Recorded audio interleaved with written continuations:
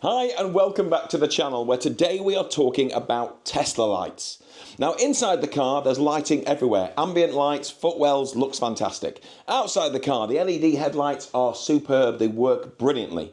However, the frunk and the trunk have one measly light in each that's intended to light up the entire area and they don't do a great job. So today we're going to fix that. So a huge thank you to Tlyard, who you will have heard of before, because those are the guys who provided the brilliant soft close frunk motor that I installed, God knows, last summer I think. If you haven't seen that video, it's up there, do take a look. But we're going to be installing a front trunk light, or a frunk light, and a regular trunk light, or a boot if you're here in the UK. The instructions make it look really, really easy, so I imagine we won't spend too long doing it, which is great, because that's the kind of installation I enjoy. So stick with me, I'll take you through what's in the boxes, and then we'll go and put it in my car.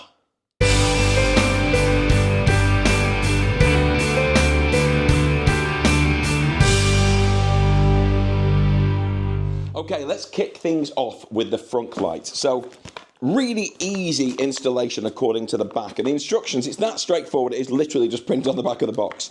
And essentially, it's just a case of popping the panel off at the front where the little light is at the moment, unplugging the existing power feed, plugging this in instead, which is an adapter that will then take a power feed for the light while still giving power to the light that's already there. And then you just put an LED strip around the side. And if I show you what's inside the box, so you've got that wiring loom there. So if you have a look on this, you can see one end will go into the light, the other end will be the power feed, so that's still a continuous power source, but you've got this little extra bit which will feed the LEDs and a little earth point that will just screw in behind one of the bolts. And then in here it is literally just an adhesive LED strip with just the connections to go into there at the other end. So this should be super easy. Okay, so the second one is the trunk light. Now this one, the instructions aren't on the back, they are in fact inside, and you've got a nice simple sheet telling you exactly what to do and in what order. I actually also watched the Tlyard installation video on YouTube. Do have a look for that, it's easy enough, just Google search it, or go by the Tlyard site, which is up there. Do have a look, they've got some fantastic accessories for your Tesla, and it shows you exactly how to install it. But this one is slightly different, exactly the same kind of concept with the wiring loom. So you unplug the existing light, and then if I show you on here, you unplug the existing light and then you put the power feed into there, put that back into the original light, so you've got the power source, and then you've got an additional feed which will feed your LED light. And unlike the other one, which is just an adhesive strip, this is rubberized. It's very similar to the outdoor Philips Hue light, if you've ever played with that. We have a couple around the house and they are brilliant. And this one, you don't stick on, you actually just stick it into the gap around kind of the rubber seal on the boot. So, yeah, quite intrigued to see how simple that is. But on paper, this all looks really easy. So let's go outside, have a look around the car and get started. Okay, so we're going to kick things off inside the frunk. So when you look inside here, you've got a decent sized space to be able to use, but in terms of lighting it, you've just got this single source of light. And in actuality, if you look at it, it's not just a light, it's a button. It's actually an emergency release button that opens the frunk from the inside, should a really, really small person get stuck in there. I'm still not 100% sure why it's there, but why not? And this panel that it's on has the towing hook, and you can pretty much get your fingers in it and just pop it off. So it's really easy to take apart. And here you'll find the power feed for the light. So if I can try and just get that out. There we go.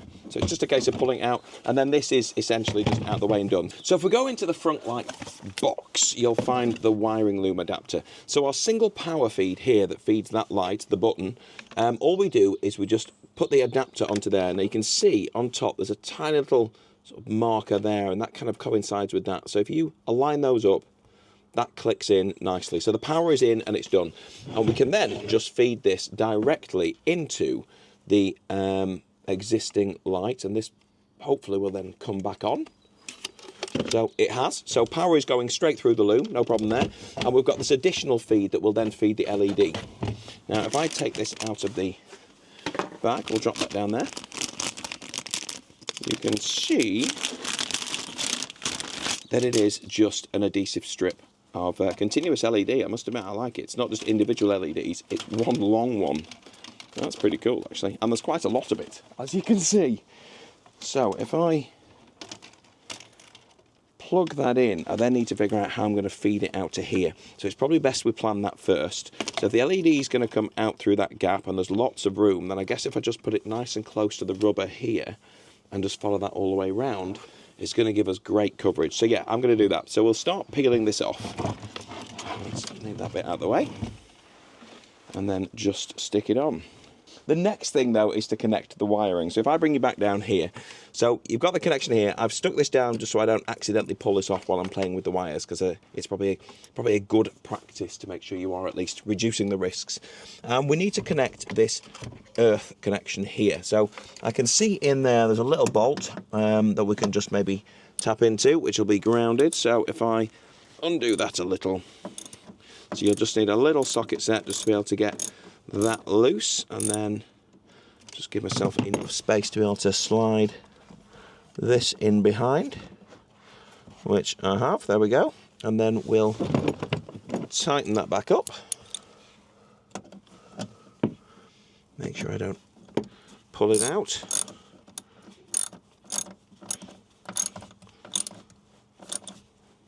Okay, great. So that is earth, that's connected. So now it's just a case of plugging in the LED itself. Now I'm going to make sure the cables are going in the right direction. So if I pop that in, and it will click into place. Fantastic, job done.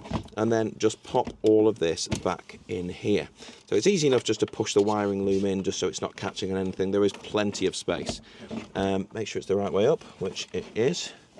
And this one hooks in at the bottom first. So there we go, it's hooked on. So push the wiring bits in, make sure you don't accidentally pull your strip off the car by doing it. I'm going to leave that bit out because I think that might be some sort of sensor. So line that up and then push until it all clicks into place, which I can see the plastic bits are lined up. We're done. So I'm going to leave these cables out and I'll probably tie them up in a bit. Okay, now the trunk light is a slightly different proposal because unlike the adhesive on the frunk, this is a case of just sticking the strip actually into the gap here. So just between kind of under the seam, it just tucks in there all the way round, shining into the frunk, which makes perfect sense.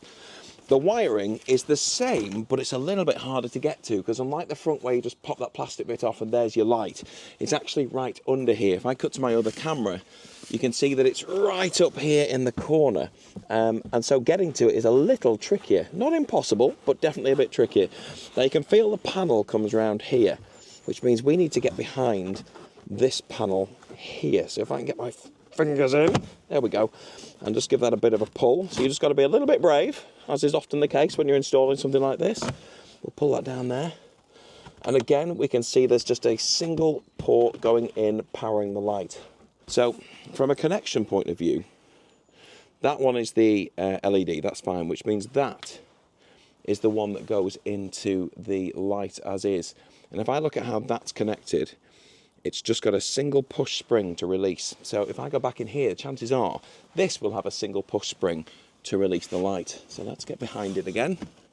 And I can feel the push spring. There we go. So if I push down on there, this should just pull out. There we go. So we've got that single connection there, which is exactly the same as the one on the wiring loom. So if I then connect that power into the wiring loom, like so, and then put that one back into the light, which I have to line it up just right, like so. So our light is working again. So the wiring loom is in, and all we've got is this single cable coming off it, which we'll then use to power our LED. Now, there's a relatively decent length of cable from the LED, and you could feed it all behind here, straight to this point.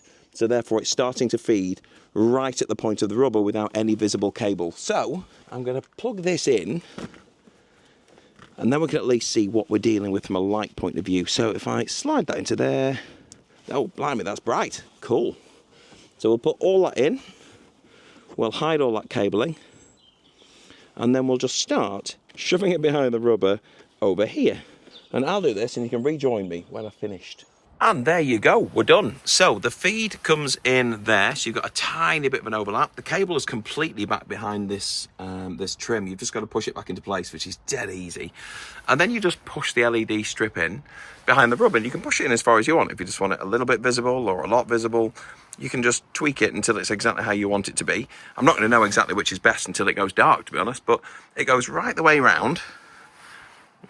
And I'm back up to the starting point. I love it. I think that looks really good.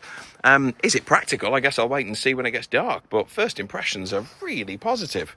So yeah, let's have a look when the sun sets. And there you go. The sun has set and it works really, really well. I actually had it sticking out quite a bit, but I've pushed it in pretty much as far as it'll go, so it's not too visible from here, but it does light up the area wonderfully. So yeah, super impressed with the boot light. That's brilliant. Let's have a look at the frunk. There we go. I've not even opened it yet and I can see the light. So let's have a look. Wow, that is bright. There you go. So I mean, you can definitely see everything that's in the frunk. That really does stand out. I love it. Very effective. Very effective indeed. And with that, we are tried and tested and installation is complete. It took no time at all. So if you are interested in adding light to your frunk or your trunk, rest assured these products will take you about 10 minutes each to install. And that's if you pay attention. You could probably do it in 5. Thanks again to Tlyard, who sponsored today's video by providing these products. Their website is up there and there's a discount code down in the description of this video. They of course also provided the soft close front motor, which I installed before and I still think is one of the must-have Tesla accessories. So thanks so much for watching. If you haven't already, please do like and subscribe and I will see you on the next video. Take care.